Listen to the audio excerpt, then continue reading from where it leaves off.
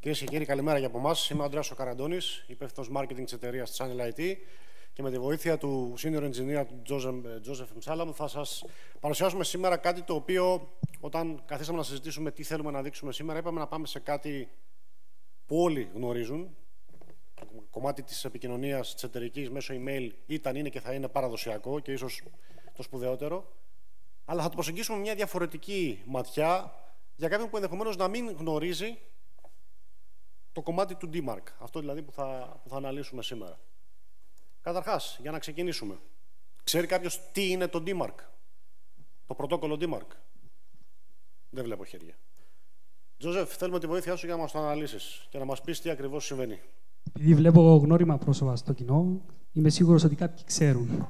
Αλλά δεν θέλουν να το πούν. Μάλλον. Okay. Λοιπόν, να πούμε κάτι. Το DMARC σαν πρωτόκολλο όταν αναπτύχθηκε το 2015-2016 ήρθε να βοηθήσει την εξέλιξη του email authentication μέσα από το SPF και τον DKIM. Το SPF, το λεγόμενο Center Policy Framework, όταν βγήκε ήταν εντάξει, αλλά με τον καιρό οι hackers και γενικά οι malicious actors βρήκαν τρόπους να το κάνουν bypass. Στο SPF τι κάνουμε? Δηλώνουμε τους servers από που στέλνουμε authenticated emails. Ποιος είναι ο server ο οποίος είναι ο τελευταίος relay στο δικό μου MTA για να παραδώσει το email παρακάτω. Υπάρχει τρόπος να το κάνουν bypass, υπάρχει τρόπος να το σπουφάρω. Γίνεται αυτό, υπάρχουν αρκετές περιπτώσεις. Όλοι είμαι σίγουροι ότι λαμβάνετε emails από ψεύτικη αστυνομία, από ψεύτικων ταχυδρομείων. Είναι συχνά φαινόμενα, ειδικά στην Κύπρο. Μετά βγήκε τον DKIM, τον Domain Keys Identified Mail, όπου υπογράφουμε κάθε email που φεύγει από τον τελευταίο μας MTA με certificate μέσα από DNS validations. Αυτά τα δύο πρωτόκολλα έρχονται να υποστηρίξουν τον DMARC, που κάνει leverage την διαδικασία του authentication. Άρα λέμε ότι εάν το SPF μου κάνει align, τότε τον DMARC policy μου θα κάνει align. Εάν το SPF μου κάνει fail, τότε θα ελέγξει τον DKIM πρωτόκολλο. Εάν κάνει align, τότε το DMARC policy μου θα κάνει align. Αν έχω failure και στο SPF και στον DKIM, τότε το DMARC policy μου θα κάνει fail και το email δεν θα παραδοθεί στον παραλήπτη.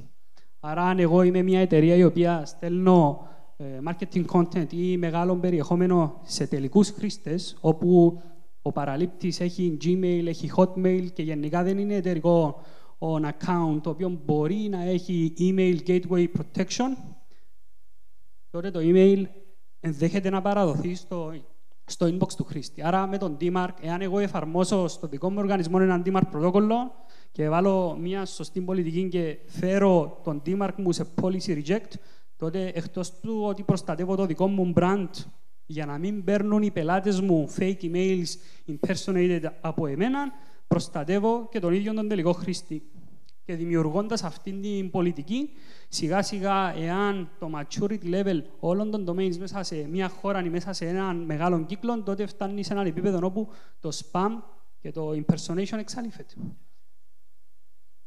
Πάμε στην επόμενη. Λοιπόν. Τούτα γενικά έτσι λίγο για τον DMARC. Να δούμε λίγα στατιστικά, λίγα δεδομένα και λίγες τεχνικές πληροφορίες. Πώς δουλεύει τον DMARC στην ουσία? Έχουμε τρία πράγματα. Αν δεν έχω DMARC policy, δεν ελέγχει κάτι, δεν το κάνω enforce από την πλευρά του παραλήπτη να ελέγξει τι θα παραδοθεί, άρα θα πάει στο inbox. Εάν έχω policy και είναι quarantine και δουλεύει σωστά, ενδέχεται να το παραδώσει μέσα στο junk folder του ή να το κάνει quarantine κτλ.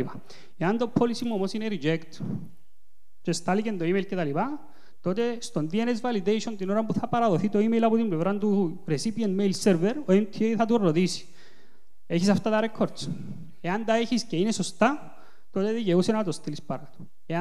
Αν τα έχεις και είναι λαθασμένα ή δεν υπάρχουν και εγώ ελέγχω και εφαρμόζω πολιτικές ασφαλείας, τότε δεν θέλω να τα παραδίδεις. Άρα οι χρήστες, by default, δεν πιάνουν τα emails, δεν παραδίδεται καν στον MTA. Άρα το spoof attack του malicious actor δεν δουλεύει. Τούτο είναι ένα σενάριο. Έχουμε και άλλα σενάρια, όπως είμαι σίγουροι ότι αρκετοί κάνετε invest και συμβαίνει να το δείτε από το marketing το κομμάτι το δικό μας, το οποίο είναι ongoing process. Κάνετε invest σε marketing emails. Ξεκινάς εσύ να στέλνεις 10.000 emails το effective deliverability σου στο inbox είναι 1000. Τα 9.000 έχουν είτε απορριφθεί, είτε έχουν καταλήξει στον junk folder.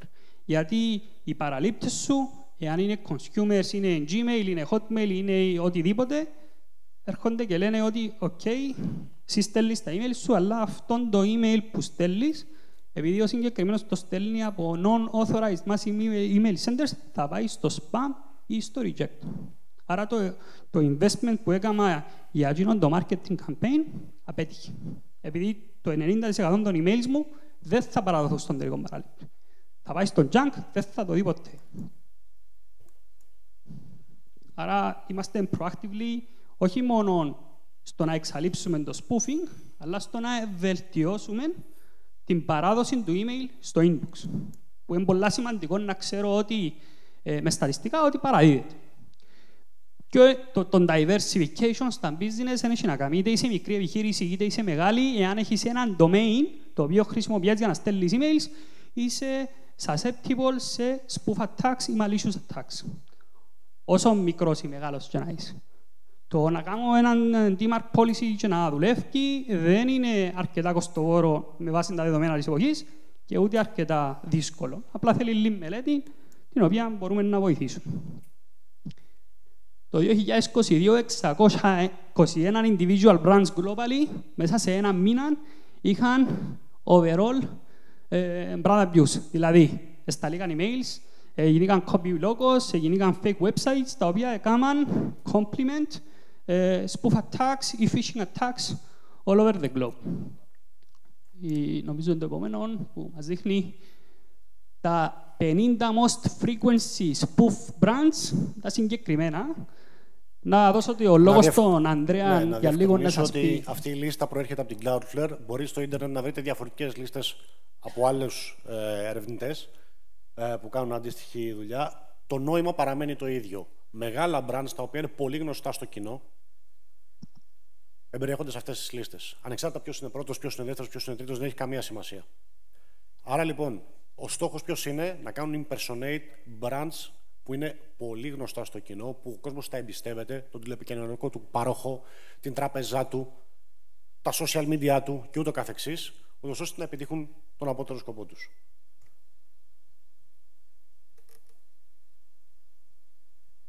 Κάνοντας λίγο την προεργασία για τη συγκεκριμένη παρουσίαση, βρήκα κάποια ενδιαφέροντα στατιστικά που θέλω να τα μοιραστώ μαζί σας.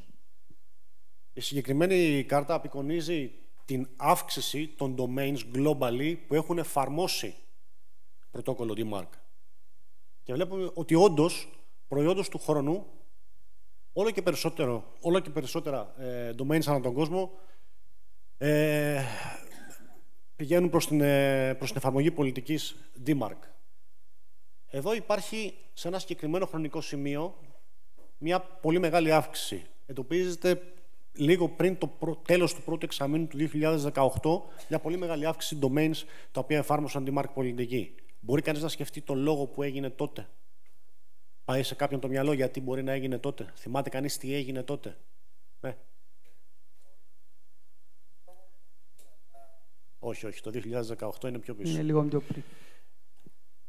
Ήταν η καθολική εφαρμογή του GDPR στο τέλος Μαΐου του 2018. Αυτό λοιπόν ήταν ένα trigger για όλους να μπουν σε αυτή τη διαδικασία. Και θα πείτε, OK, από εκεί και πέρα λοιπόν βλέπουμε μια αυξητική πορεία, άρα μάλλον καλά πάει το θέμα με το DMARC. Και προς επίρρωση της προηγούμενης κάρτας έχετε και αυτή που δείχνει ακριβώς ότι έχουμε φτάσει περίπου στα 5,5 εκατομμύρια domains global που έχουν πολιτική DMARC. Άρα ποιο είναι το πρόβλημα, θα αναρωτηθεί κανείς. Το πρόβλημα έρχεται εδώ, στην επόμενη κάρτα. Όπως ανέφερε πριν ο Τζόζεφ, το DMARC διέπεται από διάφορες πολιτικές. Η χαμηλότερη είναι να το εφαρμόσεις μεν, αλλά να μην κάνει τίποτα. Να είναι δηλαδή το P να είναι equals none, να μην κάνει κάτι. Το δεύτερο επίπεδο είναι να το βάζεις σε καραντίνα και το τρίτο επίπεδο πια να κάνει reject. Το πρόβλημα λοιπόν είναι ότι 8 στα 10 domains που εφαρμόζουν τη DMARC πολιτική είναι στο none. Το βάλανε, το αφήσανε, το ξεχάσανε, αντίο. Άρα λοιπόν είναι σαν να θες να προστατευτείς από κάτι πάρα πολύ επικίνδυνο και πάρα πολύ critical όπως είναι το email σου, αλλά δεν κάνεις κάτι γι' αυτό. Το Το έχεις βάλει απλά και μόνο για να το βάλεις. Και με την πάροδο των ετών βλέπουμε ότι δεν υπάρχει, μάλλον υπάρχει μια μικρή απόκλιση των πολιτικών που έφτασαν στο επίπεδο του Peace on Reject, αλλά καθοδική. Δηλαδή, από το 2009 ως 12, που είναι από το 2019, το 12ο, που βλέπουμε εδώ πέρα, που ήταν περίπου πάνω από το 20% το σύνολο των domains που είχαν DMARC πολιτική να ισούται με το Reject, φτάσαμε στα μέσα προς τέλη περίπου του 2022, που το ποσοστό έπεσε κιόλας κατά τη. Άρα λοιπόν υπάρχει μια στασιμότητα, μια στατικότητα σε αυτή την κατάσταση. Εδώ λοιπόν το θέμα είναι το εξής. Είναι άγνοια των εταιριών για την χρηστικότητα και τη σημαντικότητα του συγκεκριμένου πρωτοκόλλου? Δεν το γνωρίζουν? Μήπως τα δεδομένα που παίρνουν δεν τους λένε κάτι, δεν είναι σε μορφή που μπορεί να βγάλουν κάποιο συμπέρασμα, κάποιο αναλυτικό συμπέρασμα? Από αυτό το πρίσμα λοιπόν εμείς στο Channel IT, για τους παλιότερους ίσως που γνωρίζετε την παλαιότητα και την ιστορικότητα της εταιρείας, που είχε ξεκινήσει από το 1989 ως ένα training center και μεταξελίχθηκε σε έναν added value distributor που δραστηριοποιείται πλέον σε Ελλάδα, Κύπρο, Μάλτα, Μέση Ανατολή και το καθεξής, έχοντας διάφορους vendors από κάτω. Ξεκίνησε και το κομμάτι του software development. Στην ομάδα του Joseph λοιπόν υπάρχουν πλέον και πάρα πολλοί developers οι οποίοι έρχονται να αφομοιώσουν και να αφουγκραστούν τις ανάγκες της αγοράς και να τις μετουσιώσουν σε συγκεκριμένα προϊόντα. Ένα από αυτά τα προϊόντα είναι το κομμάτι του DMARC Write, όπως το ονομάζουμε εμείς. Εξήγησέ μας, Joseph, τώρα από εδώ και πέρα τι ακριβώς είναι το DMARC Write και με ποιον τρόπο βοηθά σε όλη αυτή τη διαδικασία που περιγράψαμε πριν. Να προσθέσω κάτι στην προηγούμενη παρουσίαση που έδειξες. Το ποσοστό έπεσε γιατί το 2019, όταν ήρθε ο COVID και τα λοιπά, ένα μεγάλο ποσοστό του commerce έπιανε online. Άρα είχαμε μια αυξητική τάση ψηφιοποίησης εταιριών, αλλά δεν είχαμε αυξητική τάση στο να κάνουμε implement DMARC policies. Επειδή όλο το commerce τώρα έχει μεταφερθεί online, έχουμε αυξητική τάση των domains και γενικά του industry, αλλά δεν υπάρχει θέληση προς τον DMARC. Τώρα, στο task at hand που λέμε.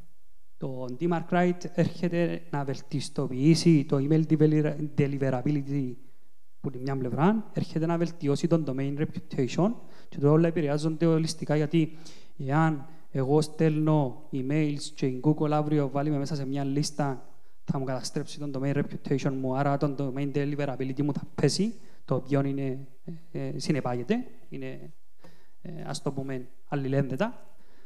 Και overall θα στέλνω εγώ emails και ο παραλήπτης που την άλλη πλευρά δεν θα είμαστε σίγουροι αν τα πιάνουμε. Πιάνουμε τα metadata που όλους τους MTA globally, είτε είναι Microsoft, είτε είναι Google, είτε είναι Amazon, είτε είναι AOL κτλ. Ότι υπάρχει. Φέρνουμε τα μέσα στην πλατφόρμα, γίνεται ανάλυση, γίνεται demonstrate του τι ισχύει σε actual data, δηλαδή πόσο ποσοστό παραδίδεται στο inbox, πόσο ποσοστό κάνει fail, που ποιες IP ενδέχεται να γίνονται τούτα τα deliveries.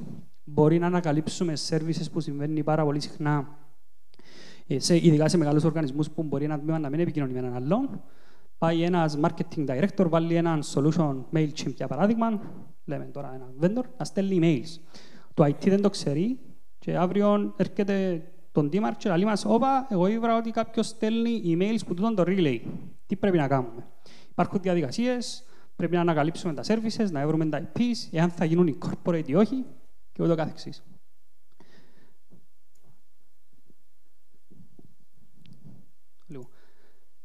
IT experts, IT teams.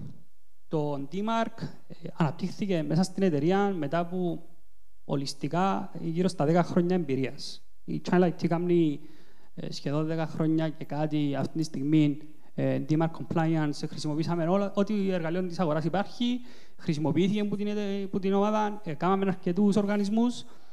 Over the time, ευκήγε η ανάγκη να δημιουργηθεί το συγκεκριμένο εργαλείο. Επειδή κατανοούμε την ανάγκη της αγοράς, υπήρχε και η ανάγκη γενικά μέσα στην περιοχή. Δεν υπάρχουν vendors οι οποίοι να έρχονται σε επαφή, επειδή το να μπεις online να έβρεις ένα εργαλείο, μπορείς να το κάνεις.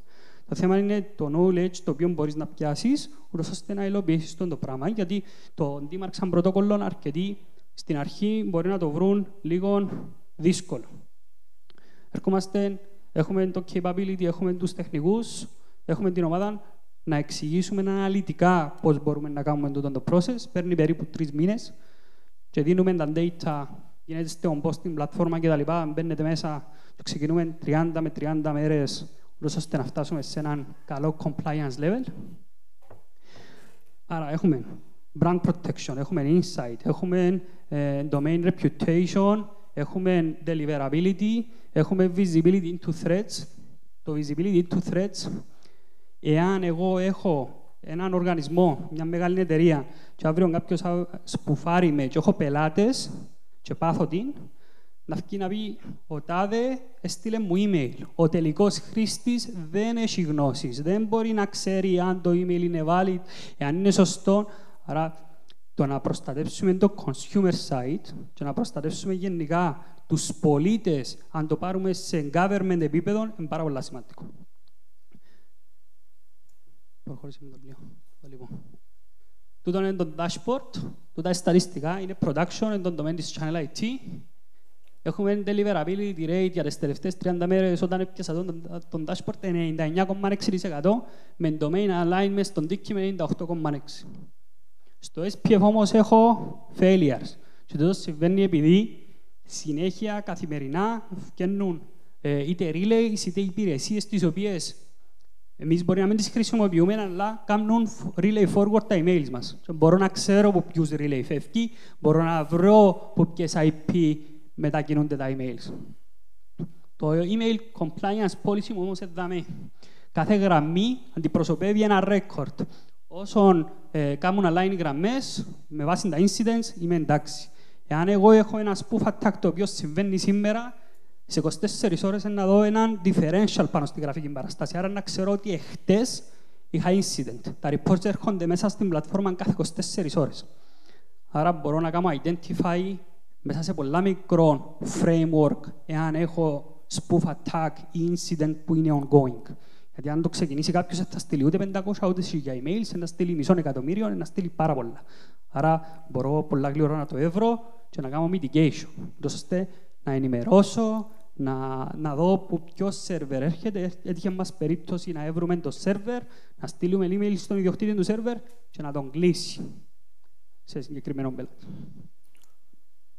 Δείχνει μας εντάχει και τα υπόλοιπα για να κλείσουμε σιγά σιγά την παρουσίαση. Αυτό είναι το index, είναι ξεκάθαρο, SPF failures κτλ. Προχωρά το.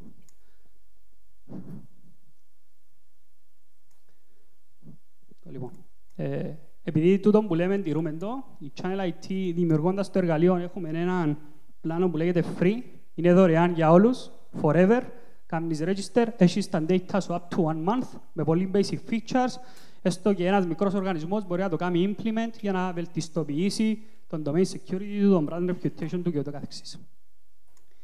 Είμαστε δαμέ, όποιος θέλει μπορεί να έρθει να το συζητήσουμε, να κάνουμε και ένα consultation κτλ. Τούτο το QR, αν το σκανάρετε, μπορείτε να βάλετε το email σας, να σας στείλει report στο email σας με βάση το DMARC policy σας και ούτω καθεξής. Εγώ είμαι ο Τζόζεφ, χαρήκα που με ακούσετε. Για να μην καταχραστούμε άλλο τον χρόνο σας, δεν θέλω πραγματικά. Με μία κάρτα μόνο τα brands τα οποία αντιπροσωπεύουμε ως Channel IT, το DMARC Right, το δικό μας προϊόν και ένα νέο παιδάκι στο κομμάτι του security, νεογέννητο, το Endpoint One, το οποίο είναι ένα Next Gen Antivirus προϊόν με EDR και με Advanced Threat Protection. Και μπορείτε και τα δύο να τα δοκιμάσετε εντελώς δωρεάν. Ελάτε στο περίπτωμα να σας εξηγήσουμε το πώς. Solutions και professional service που παρέχουμε και αυτά θα τα πούμε αναλυτικά. Δεν θέλω να καταχραστώ άλλο τον χρόνο. Ευχαριστούμε πάρα πολύ όλους εσάς που μας ακούσατε. Βλάση, ευχαριστούμε πάρα πολύ για την πρόσκληση και έχουμε καλή συνέχεια στο event.